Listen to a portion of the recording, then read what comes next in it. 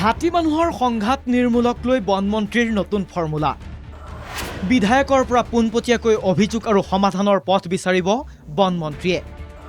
খেতি নষ্ট কৰা হাতীক খেদাৰ বিপৰীতে খেতিয়কক ক্ষতিপূৰণ দিব বন বিভাগে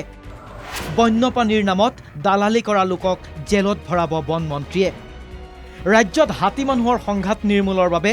বন বিভাগে হাতত লৈছে কেতবোৰ দীৰ্ঘম্যাদী আৰু হ্ৰস্বম্যাদী পৰিকল্পনা বিধানসভাৰ মজিয়াত হাতী মানুহৰ সংঘাতক লৈ বিধায়ক পদ্ম হাজৰিকাই বিভাগীয় মন্ত্ৰীক দৃষ্টি আকৰ্ষণ কৰিবলৈ চেষ্টা কৰাৰ সময়তে বিভাগীয় মন্ত্ৰী জয়ন্ত মল্লবৰুৱাৰ মন্তব্য হাতীৰ উপদ্ৰৱ থকা অঞ্চলৰ বিধায়কৰ সৈতে 15 জুলাইত আলোচনাত বহিব মন্ত্ৰী জয়ন্ত মল্লবৰুৱা কেৱল হাতীয়েই নহয় বান্দৰৰ উপদ্ৰৱৰ পৰা পৰিত্ৰাণ কিদৰে পাব পাৰি সেয়াও পৰামৰ্শ বিচাৰিব বিধায়কৰ পৰা আৰু আপোনালোক সকলোৱে পত্ৰ পাব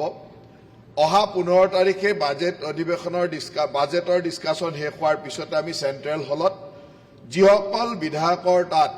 সমষ্টিত হাতীৰ সমস্যা আছে আৰু বান্দৰৰ সমস্যা আছে এই দুটা সমস্যাৰ ওপৰত আমি বিস্তৃতভাৱে সিদিনাখন আলোচনা কৰিম আৰু আপোনালোকক সকলোকে মই আজি অনুৰোধ কৰিছো যে আপোনালোকে সকলোৰে হয়তো কোৱাৰ সুবিধা নহলে আপোনালোকে লিখিতভাৱে আপোনালোকৰ সাজেশন আপোনালোকৰ আইডেন্টিফাই কৰি দিব যে কোনটো এৰিয়াত আটাইতকৈ ডাঙৰ সমস্যা হৈ আছে আৰু আপোনালোকৰ ব্যক্তিগত সাজেশন কি আছে কাৰণ জনপ্ৰতিনিধি হিচাপে আপোনালোকে সেই অঞ্চলৰ পৰিৱেশ পৰিস্থিতিটো বুজি পায় সদনৰ মজিয়াত মন্ত্ৰীয়ে দিয়া তথ্য অনুসৰি বনাঞ্চল বৃদ্ধি পোৱা অঞ্চলত হ্ৰাস পাইছে হাতীৰ উপদ্ৰৱ যে যতেই বনাঞ্চল বৃদ্ধি হৈছে তাত হাতীৰ উপদ্ৰৱ কমি আহিছে তাৰ জ্বলন্ত উদাহৰণ হ'ল বুঢ়াপাহাৰ তাৰ জ্বলন্ত উদাহৰণ হ'ল আমাৰ গোৱালপাৰা জিলাৰ কিছু অঞ্চল বা বিভিন্ন হোজাইৰ কিছু অঞ্চল যতে আমি বেদখল উচ্ছেদ কৰি নতুনকৈ গছ বন লগাইছো বা বনাঞ্চল বৃদ্ধি হৈছে তাতে হাতীৰ উপদ্ৰৱ ৰাইজৰ ওপৰত বা মানুহৰ ওপৰত হাতীৰ উপদ্ৰৱটো কমি আহিছে সদনৰ মজিয়াত বনমন্ত্ৰীৰ ঘোষণা খেতি খাবলৈ অহা হাতী খেদিবলৈ গৈ জীৱন বিপদাপন্ন নকৰিব হাতীয়ে খেতি নষ্ট কৰিলে প্ৰতি বিঘাতে ৮,০০০ টকাকৈ ক্ষতিপূৰণ দিব বন বিভাগে আমি এটা কথা ঘোষণা কৰিছো যে যতে হাতীৰ উৎপাত কৰি আমাৰ খেতি পথাৰ বিনষ্ট হয় খেতি পথাৰত যাতে বিনষ্ট বা খেতি পথাৰ হাতীয়ে খাব আহিলে বচি হৈছই নকৰে আৰু আমি খেতি পথাৰৰ দ্বাৰা সম্পূৰ্ণ ক্ষতিপূৰণ পাৰ বিঘা ৮,০০০ টকা কাৰণ আজিকালি খেতি ধান খেতি ইত্যাদিৰ উৎপাদনৰ হিচাপত প্ৰায় ৭,০০০ টকাই উৎপাদন হয় বা ইনকাম হয় বা নৰ্মেলি কেতিয়াবা কিছুমান ধানৰ ক্ষেত্ৰত বেছি হয় কিন্তু আমি কৈছো যে পাৰ বিঘা ৮,০০০ টকাকৈ খেতি ডৰা নষ্ট হোৱাৰ কাৰণে দি দিম হাতীক খেদি কৰি মানুহৰ মৃত্যু হ'ব নালাগে ইয়াৰ উপৰিও জনাঞ্চলত হাতীৰ প্ৰৱেশ ৰোধ কৰিবলৈ কাজি নেমুৰ গছ ৰোপণ কৰিব বন বিভাগে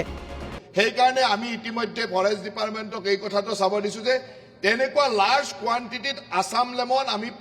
নাৰ্চাৰীত প্ৰডিউচ কৰিব পাৰো নেকি যি আমি হাতী থকা মানুহৰ অঞ্চললৈকে হিউজ কোৱান্টিটিত দিব পাৰো যে এই অঞ্চলটোত আপোনালোকে আছাম লেমন লগাওক যাতে নেমু গছ লগাওক কাইটিয়া গছ লগাওক যাতে হাতীৰ বিচৰণত কৰবাত নহয় কৰবাত আমি বাধা প্ৰদান কৰিব পাৰো আনহাতে সদনৰ মজিয়াত বনমন্ত্ৰী জয়ন্ত মল্লবৰুৱাৰ সাৱধান বাণী বন্যপ্ৰাণীৰ নামত দালালি নকৰিব দালালি কৰিলে জেলৰ ভাত খুৱাব বনমন্ত্ৰীয়ে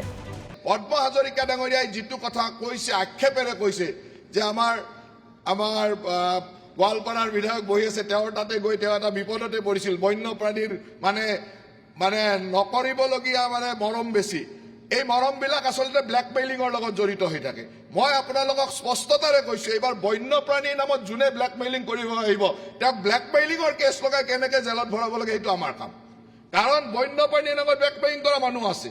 এই কথাটো স্পষ্ট আজি পদ্ম হাজৰিকা ডাঙৰীয়াই যিটো আক্ষেপেৰে কৈছে আমাৰ ৰচিদ ডাঙৰীয়া আছে তেখেতেও জানে কথাটো গতিকে এনেকুৱা যিবিলাক বন্যপ্ৰাণীৰ লগত ব্লেকমেইলিং কৰিব আহিব অন্ততঃ মই মন্ত্ৰী হৈ থকালৈকে এই ব্লেকমেইলাৰবিলাকক বাচি থাকিব নিদিওঁ এই ব্লেকমেইলাৰক কেনেকে হেঁচা মাৰি ধৰিব লাগে বন্যপ্ৰাণীৰ প্ৰতি দায়িত্ব আমাৰ আছে বন্যপ্ৰাণীৰ প্ৰতি মৰম আমাৰ আছে পদ্ম হাজৰিকাতকৈ বেছি হাতীপ্ৰেমী মানুহ হ'ব নোৱাৰে কিন্তু পদ্ম হাজৰিকাকে হাতীৰ শত্ৰু হাতী মাৰিব যোৱা বুলি যোনে এলিগেশ্যন আনিব খোজে তেওঁ কিয় এলিগেশ্যন আনিছিল পইচা নোপোৱাৰ কাৰণে এলিগেশ্যন আনিছিল নেকি ব্লেকমেইলিং কৰিবৰ কাৰণে এলিগেশ্যন আনিছিল নেকি সেইটো চাই তেওঁৰ ওপৰত তেওঁৰ ওপৰত সম্পূৰ্ণ ব্যৱস্থা লোৱাৰ যিটো কাম মন্ত্ৰী হিচাপে এইটো মই কৰি যাম আৰু কৰিমেই এইবাৰ। মন্ত্ৰী জয়ন্ত মল্ল বৰুৱাই লগতে জনপ্ৰতিনিধিসকলক অনুৰোধ কৰে বনাঞ্চলত চিনাকি লোকেও বেদখল কৰিলে সেইসকলক ৰক্ষণাবেক্ষণ নিদি উচ্ছেদৰ ক্ষেত্ৰত বন বিভাগক সহযোগিতাহে কৰক। Bureau report NKTV।